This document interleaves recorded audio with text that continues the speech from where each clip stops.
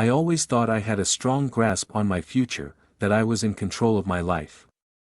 I was an optimist, perhaps too much so, and for the longest time, I believed that the woman I was engaged to, Natalie, was my perfect match. We were planning a future together, a life built on love and mutual respect. Little did I know, that perfect image would come crashing down in an instant, destroyed by a single moment of reckless decision-making and betrayal. It all started innocently enough. Natalie and I had been together for 4 years, and we had recently gotten engaged. Our wedding was just months away, and I was excited about the prospect of spending the rest of my life with her. We'd been inseparable for years. Living in our little apartment in the city, making plans, building a future. She was the woman of my dreams, the one I thought I would spend forever with, but something started to change about a month before our wedding. Natalie, who had always been so loving, started to act distant. She would come home late from work, often making vague excuses about staying late for work events or having drinks with colleagues. At first, I shrugged it off. Life gets busy, right? We all go through phases where work and personal life overlap. But as the days went on, the changes became more noticeable. Her texts to me became shorter and more curt, and the sparkle that once existed in her eyes seemed to dim. It didn't take long before I began to suspect something wasn't right. I had tried confronting her, but she always had a good explanation. "You're overthinking things, baby. Work is just stressful right now," she would say, pulling me in for a kiss or a tight hug, and everything would feel normal again.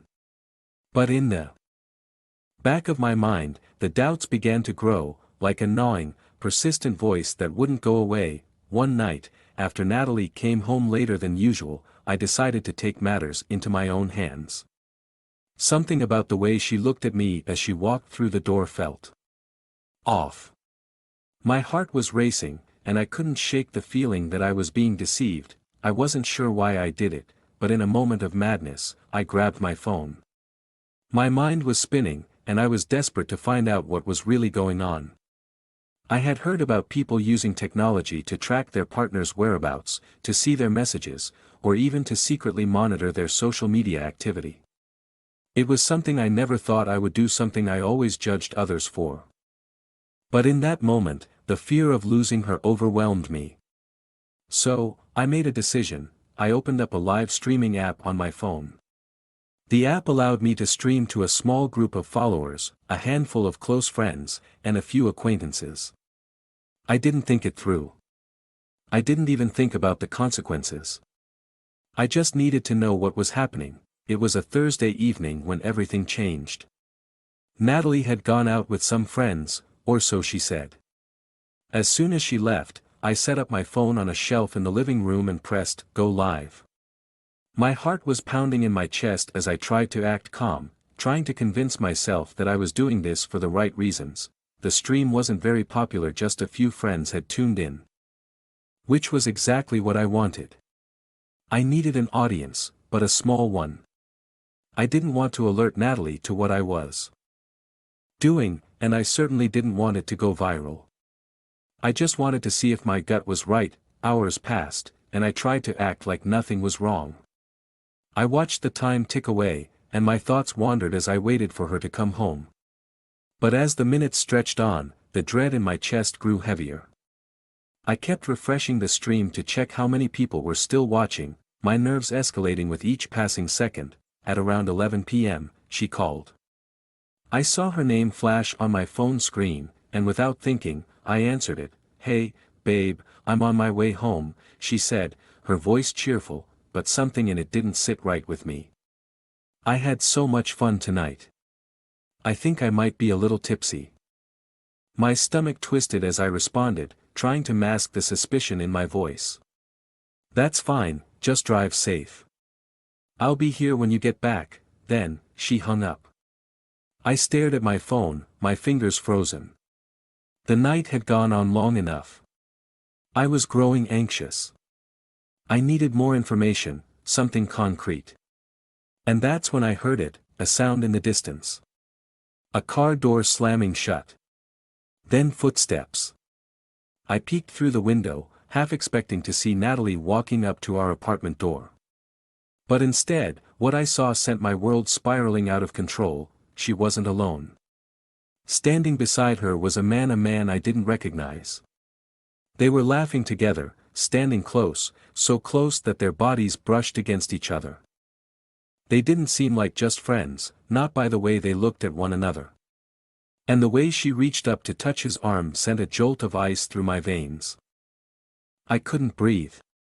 I stood there, frozen, watching the scene unfold before me, feeling the walls of my reality crumble. The man kissed her lightly on the cheek as they approached the door, and she didn't pull away. She smiled at him, a smile that wasn't for me, but for him. My heart sank into my stomach, and a wave of nausea washed over me. The betrayal was undeniable. It was clear as day. My fiancé was cheating on me. At that moment, my mind snapped. My emotions boiled over, and I did something I never thought I would, something impulsive and reckless. I grabbed my phone and hit "Go Live." I aimed it at the door, the screen broadcasting my every movement to my small audience. My finger hovered over the button. And then I pressed it. There, live on screen, I confronted her. The words came out of my mouth in a rush, trembling but sharp, and I could barely hear myself over the pounding in my chest. Is this who you've been spending your nights with? Is this who you've been lying to me about? Because I know the truth now, Natalie. Her face went pale when she saw the live stream. The man she was with stepped back, clearly uncomfortable with the situation, but Natalie just stood there, frozen. She was speechless for a few moments, her eyes darting between me and the camera. I can explain, she stammered, but I could already hear the lie in her voice. No, I interrupted, my voice louder now.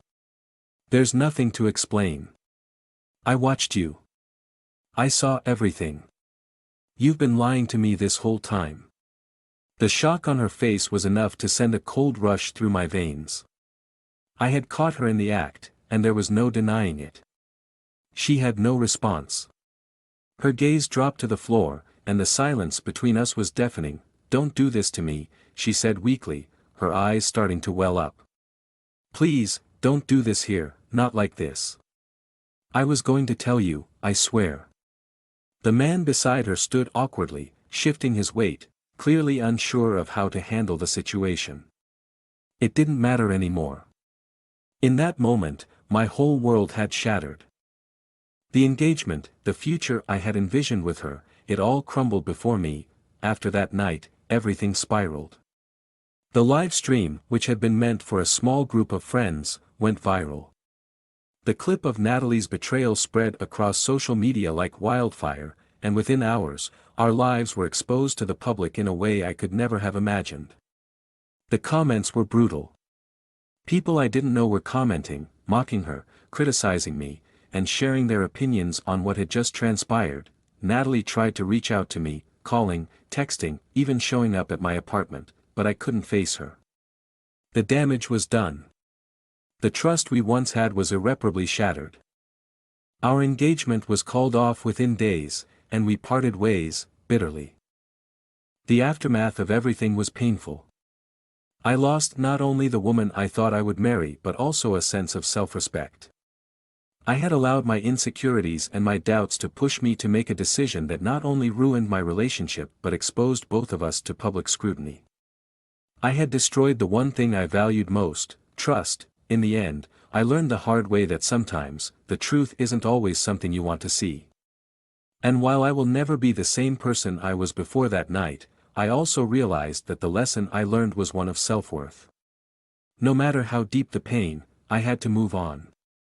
And I did.